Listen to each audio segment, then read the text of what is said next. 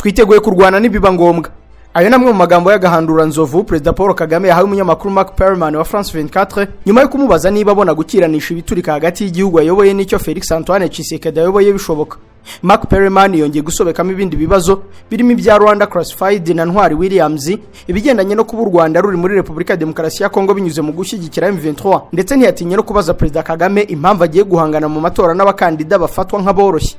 Ati kuki ubundi yumva nta kibazo kugira amajwi ari hejuru ya 90% muri buri matora. Ibyo byose ni mu kiganiro tete a tete cya France24 baganira na President w'u Rwanda Paul Kagame. Niba mu bishimye ni mu Ijambo kuri rigenzi ryaryo tumenye icyo baganiriye ariko tunasobanura ahari utunogo.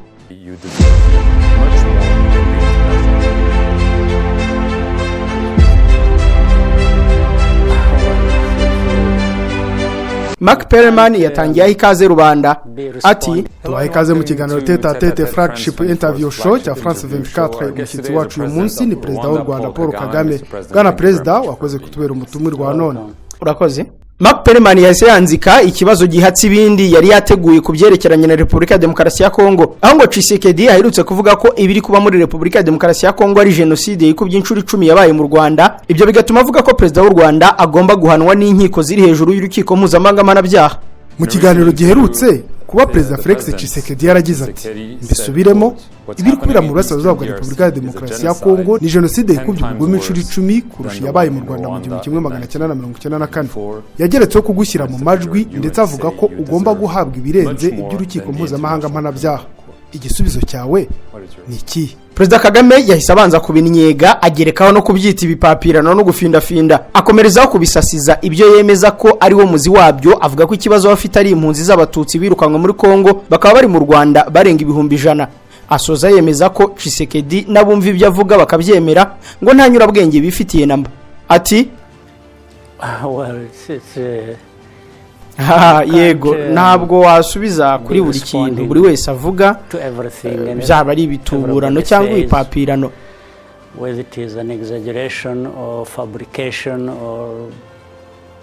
Buriya abantu bahunga ibibazo byabo maze bagashinja abandi nk'uko iki kibazo gisa nk'aho ariko kimeze.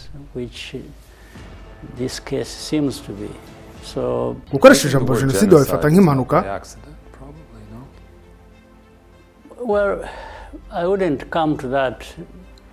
Ntabwo najya kuri ibyo nsize inyuma kandi ntasobanuye by'ukuri ikibazo n'ibiri kujya mbere. Buri ikibazo cyo mu burasirazuba bwa Congo kigomba kumvwa yewe n'uwo muntu uyoboye kiriya gihugu. The person who leads that country, he does seem to have a selective memory of what bisa nkaho afite ubwonko bwibuka ibyo washaka biri kubera hariya.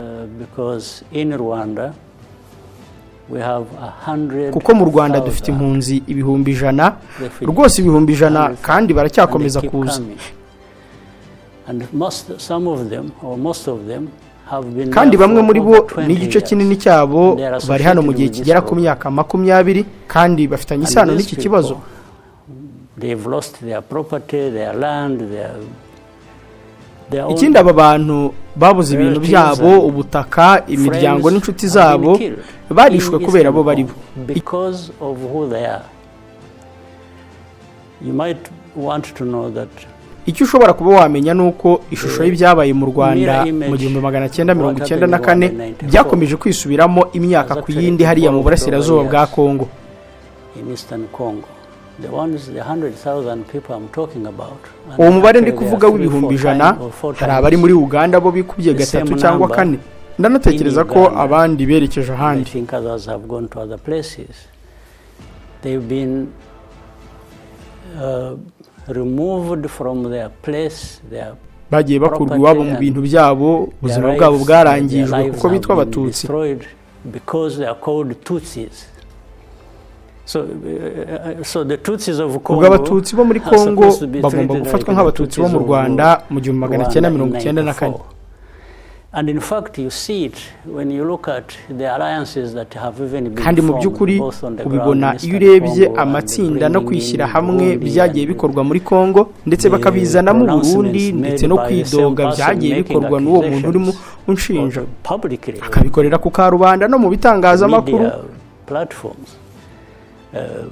with the hate speech and the support for bamwe imvugo z'urwango gushyigikira FDLR yisha abanyarwanda mu Rwanda rero ukuntu bishyize hamwe kuri ubu buyobozi bwa Repubulika ya Demokarasi ya Congo the way they come together under this leadership in DRC I mean to ignore that ibyo kubyirengagiza ugashaka kubyita ikindi kintu kibera ahantu runaka n'umuntu runaka ntekereza ko ubu buri kintu mu mutwe wawe you have to be missing something in your mind. ubwo ushatse kuvuga ko adafite inyurabwenge uko niko wabisubiza erega sindi no kuvuga we wenyine ubwenge nge ndavuga n'undi wese wabyumva akaba yagira ngo afite inyurabwenge Mark Perman ahita acomekamo ikibazo amubaza iby'ubuhuza bwa Angola hari ubuhuza bwa Angola mu gihe cy'amezi kugira ngo hahuzwe abaminisitiri b'ububanyi n'amahanga yewe nawe ubwawe na perezida wa Repubulika ya Demokarasi ya Congo mwicare hamwe kugira ngo humvwe impande zombi bisa nk'aho ibi ntacyo bizamara cyangwa uracyabizeye I don't know but for us we have been very clear simbizi ariko kuri twe twaratomoye hari ubuhuza muri aka karere kacu hari Rwanda muri Angola hari n'ubuhuza bw'i Nairobi muri Kenya Nairobi process in Kenya there have been other hagiye hashyirwaho izindi mbaraga ngo hageragezwe kurebwa uko hakemurwa ikibazo ariko nta kintu bitanga nabeshya yego ariko twebwe u Rwanda buri gihe twagiye tuba duhari kandi twitabira kandi twagiye tugira uruhare rwose twashobora kugira ngo turebe ko byashoboka ariko Congo isa naho yifitiye ibindi bitekerezo ko East African Community yohereje ingabo ngo zijye gufasha ariko mu minsi yakurikiyeho arabirukana azana andi matsinda yatoranyije ngo yizeraga ko agiye kumurwanirira kugira ngo akomeze gukora ibyo yari asanzwe akora nibwo azanye ingabo za SADC nuko yo muri ingabo z'u Burundi kuza East African Community yewe hari n'abandi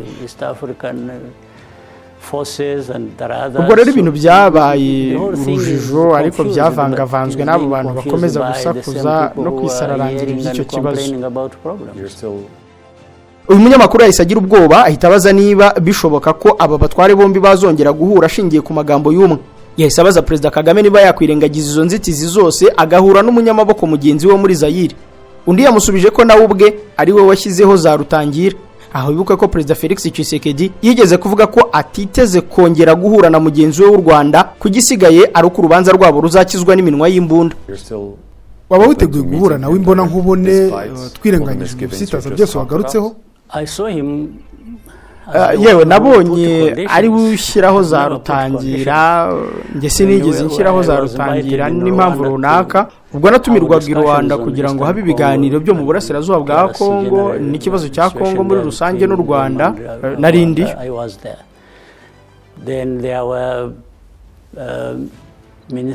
nanone habaye inama za minisiteri zo gutegura igihe twagombaga kongera guhura ushatse wabaza ngora nari niteguye kandi buri gihe namye niteguye ese uriteguye icyo nicyo nari nakubajije cyangwa utekereza ko amazi yarenze inkombe erega sintekereza ko ikibazo gifite agaciro cyane kuko ni ugusubiramo ibyo nakomeje kuvuga urimo urashaka ko nisubiramo ndi kukubwira ko nakomeje kuba niteguye iyo mba niteguye ndi kubikubwira ko niteguye gusa sinigeze mbikubwira nyuma y'uko guharira Mark Perman yahise agobeka urutoki azanamo za raporo z'umuryango w'abibumbye n'abahanga bazo bemeza ko nta kabuza u Rwanda ruri muri Congo amubaza niba koko ingabo ze ziri muri Repubulika ya Demokarasi ya Congo Perezida Kagame yamusubije bigaragara ko ikibazo cy'u Rwanda na Congo gishingiye ku mpunzi ngo u Rwanda rucumbikiye zirukanwe muri Congo ngo kuko ari abatutsi ibyo bikagendana n'ishingwa rya M23 mu mezi ashize umuryango w'abibumbye leta zunze ubumwe za Amerika ubufaransa n'ubumwe bw'uburayi bashinje u Rwanda ko rudafashe M23 gusa ahubwo ko ku buryo butaziguye rwinjiye mu buryo bwa gisirikare muri Repubulika ya Demokarasi ya Kongo. Hari n'indi raporo nshya y'impuguke z'umuryango w'abibumbye bemeza ko muri ndetse birushijeho muri Repubulika ya Demokarasi ya Kongo bisa nkaho utigeze ubyemera ariko turabona noneho bagushinja bisa nkaho utigeze ubyemera ariko turabona noneho ubu bagushinja biziguye kandi cyane kurusha Why would Rwanda be in Congo? That question needs to be asked or is supporting M23. Ese kuki u Rwanda rwaba muri Congo? Kuki rwaba rufasha M23? Icyo kibazo nacyo kigomba kubazwa ku muntu wari wese ushaka kumva ikibazo no kugikemura. Kuko ugomba kumenya abo ba M23 ni bantu ki, se bashinzwe gute? U Rwanda ntirwigeze rushinga M23. Ariko ibyo mvuga nibyo imiryango mpuzamahanga ivuga, bakavuga ko twashinze M23. Siko mbitekereza. Sinigeze numva bavuga ko ari twe twayishinze. Ibyo bavuga nuko tubafasha. Kuri nge ikibazo ni iki? Turafasha ikintu cyabayeho kubera iki? Icya mbere niba cyariho kuki tutareba imizi y'iki kibazo?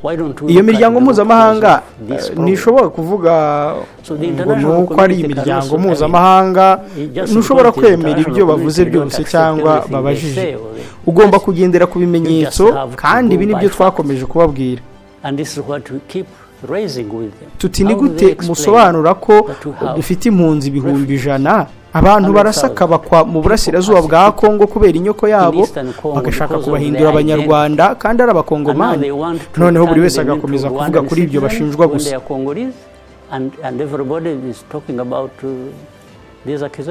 Rwose ndikumva ibyo uvuga ariko se wasubiza kiriya kibazo? Ese ingabo z'u Rwanda zaba ziri muri Repubulika ya Demokarasi ya Kongo ku mpamvu iyo ari yo yose? Nanjye wasubiza ikibazo cyanjye? Sintegetswe gusubiza ikibazo cyawe niba utiteguye gusubiza icyanjye. Kandi ibi nibyo mbwira ibyo bihugu byo mu burengerazuba n'undi wese uzamura iki kibazo aciye ruhinga nyuma. Murashaka guhindura urubazo runini kandi rugoye cyane mukarugiramo akantu gato ko gushinja u Rwanda kuba ruri mu burasirazuba bwa Kongo.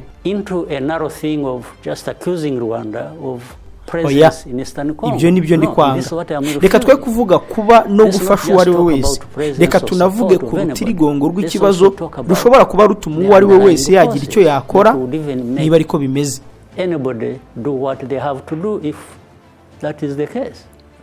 Aha niho haziyemo ijambo nyamukuru ubwo umunyamakuru yari amaze kubaza niba ibibazo bya Kongo bibangamiye umutekano w'u Rwanda n'icyo rwakora hari igituritse. Reka ngerageze kukumva. Ese wumva ibibazo byo mu burasirazuba bwa Repubulika ya Demokarasi ya Kongo ari cyo byazi ku mutekano w'u Rwanda? Ibyo bikaba byatuma mu buryo bwose u Rwanda rwafata ingamba zose zo kwirinda.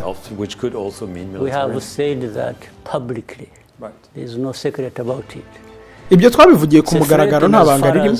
Biteye icyugazi mu gihe Kongo iri guhunga ibibazo byayo by'abanyagihugu bayigomba uburenganzira bwose, ikabica ikabahungeta. Dore hari n'imvugo z'urwango. Mu by'ukuri hari ingengabitekerezo ya jenoside iri bijya mbere mu burasirazuba bwa Repubulika ya Demokarasi ya Kongo kandi ntabwo byikora.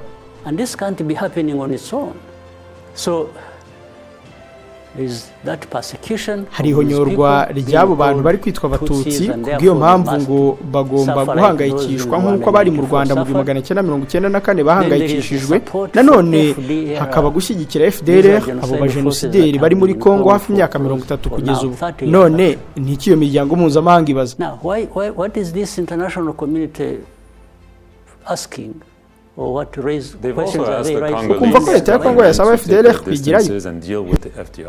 What is that? I mean, do they have to beg them to do that? Ese bafite kubingingira kubikora nuko basaba? Mu yandi magambo barabwira Kongo ngo mukemure kiriya kibazo niba mubishaka, niba mutabishaka turacyari kumwe. Ni gutyo bimeze. Kuri twe rero niba ari uko bimeze, ikibazo wabaje ngo ese ikibazo kiduteje icyugazi. Rwose yego kandi tuzasubiza mu buryo dutekereza buberanye no kugikemura kandi nta kibazo kindi kuri ibyo. Intambara na Kongo irashoboka? Well, you referred to what President Tshisekedi was answering or raising as questions, among other things. Dushingiye ku byo President Tshisekedi yasubije n'ibyo azamura nk'ibibazo n'ibindi. ndibaza yarakubwiye wowe n'abandi inshuro nyine yewe n'ubushize yavuze kurwanya u Rwanda ngo no gukuraho leta n'ibindi ntazi ngo bra bra bra n'ibintu nk'ibyo byose. Niba umuntu avuga gutyo mu bihe nk'ibi, ku ruhande rumwe ushobora gutekereza ko uyu muntu ashobora kuba ari kwiyemera cyangwa nta kindi kintu afite cyo kuvuga kitari ibyo, ariko dushingiye ku bibazo byacu, ubunararibonye bwacu n'amateka, ntabwo dupfa kujenjekera ikintu icyo ari cyo cyose. witeguye kurwana nibiba ngombwa? byaba ari ibi bibazo byo mu burasirazuba bwa Congo n'icyabivamo cyitura ku butaka bwacu cyangwa n'ikindi kintu kindi, twiteguye kurwana kuko turi hano, kuko twarwaniye uburenganzira bwacu no kubaho. Ibyo nta kubishidikanyaho kubirimo. Ntiturimo kwiyorobeka ngo nihagira utwiyenzaho cyangwa udushotora, oya, ibyo si byo, si ibanga rwose. Uyu munyamakuru yahise azanamo ikibazo gikomeye cyane, ni ikibazo yabazaga niba nta bwoba bw'ibigiye gukurikiraho. Mark Perelman yacengejemo ko u Rwanda rushobora gufatirwa ibihano, nuko Perezida Kagame amubwira ko banyuze muri byinshi atakangwa n'icyo ari cyo cyose. Mwibutse ko kuri ubu hari impaka mu kanama k'umutekano gashinzwe amahoro ku isi zisuzuma ku kibazo cy'u Rwanda. Kuri ibyo rero hari ikikango ko u Rwanda rushobora gushyirirwaho ibihano by'ubukungu, gukomanyirizwa n'ibindi byaturuka mu mwanzuro wako kanama, ariko ku rundi ruhande bakemeza ko leta ya Congo nayo yinjije muri Wazalendo FDLR ku buryo nayo ishobora kubibazwa. Mbega bisa naho leta zombi zishobora kugeramirwa, ariko cyane u Rwanda.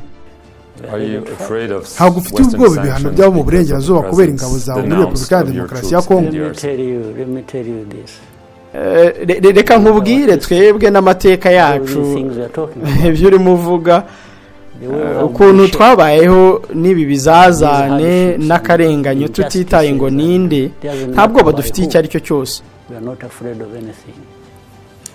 Uyu munyamakuru yahise areba mu gasaho k'ibibazo bye, noneho yimukira ku kibazo cy'amatora, yibaza impamvu hari abakandida bangiwe, impamvu perezida agira hejuru ya 90% by'amajwi, maze undamusubiza ko ibyo nyine ariko bimeze mu Rwanda n'ahandi hakaba ibindi. Amatora ateganyijwe ku ya 15 z'ukwa karindwi uyu mwaka. Ufite aho muhanganye babiri gusa, ntawe muhanganye wa nyawe. Ababicungira hafi bemeza ko ari amatora yoroshye, nawe bizakorohera cyane kuko ntawe muhanganye ufatika ngo ntahangana rya demokarasi. Kuki u Rwanda rwakomeje kuba rufite demokarasi y'abatavuga rumwe n'ubutegetsi mbarwa muri iyi myaka yose? Cyaba ari ukubera wowe?